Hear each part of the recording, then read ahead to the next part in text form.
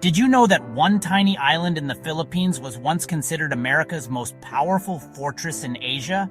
Nestled at the mouth of Manila Bay, Corregidor Island wasn't just a dot on the map, it was a shield, a last line of defense, and a stage for one of World War II's most intense and heroic battles.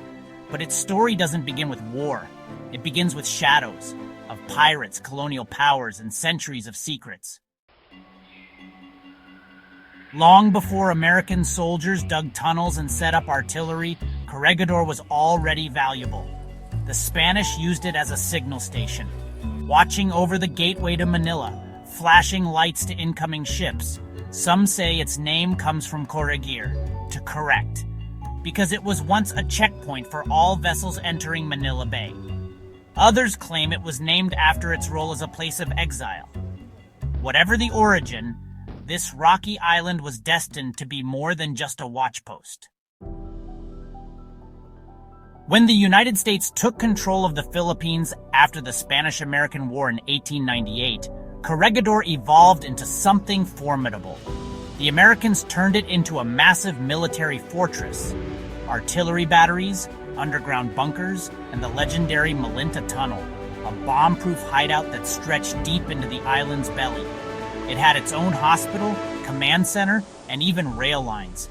Corregidor became the Gibraltar of the East, the strongest U.S. outpost in the Pacific. In 1941, when Japan bombed Pearl Harbor, the Philippines became one of its next targets. Manila fell, but Corregidor held on. From within the Malinta Tunnel, General Douglas MacArthur and later General Jonathan Wainwright led the resistance. American and Filipino forces fought relentlessly against Japanese attacks for 5 months. But with supplies gone and soldiers starving, Corregidor finally fell on May 6, 1942. General Wainwright's surrender was heartbreaking. But even in defeat, the island became a symbol of courage and unshakable resolve. In 1945, Allied forces returned. The Battle of Corregidor was brutal. Airstrikes, flamethrowers, and a parachute drop over enemy-controlled terrain. The island was taken back, but it was shattered. Today its landscape is littered with the scars of war. Ruins of barracks, cannons overgrown with vines, and that haunting tunnel frozen in time. Now, Corregidor is quiet. No more gunfire. Just the whispers of the past carried on the sea breeze.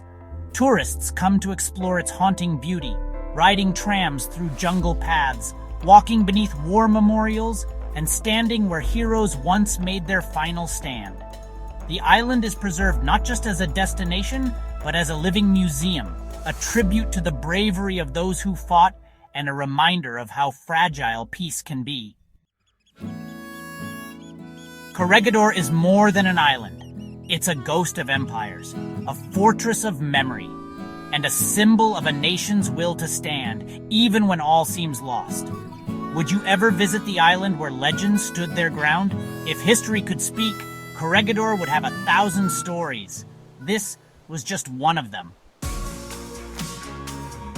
Tell us in the comments, what's a lesser-known historical place you think deserves more attention? Like, subscribe and tap the bell for more from Nations Unwrapped.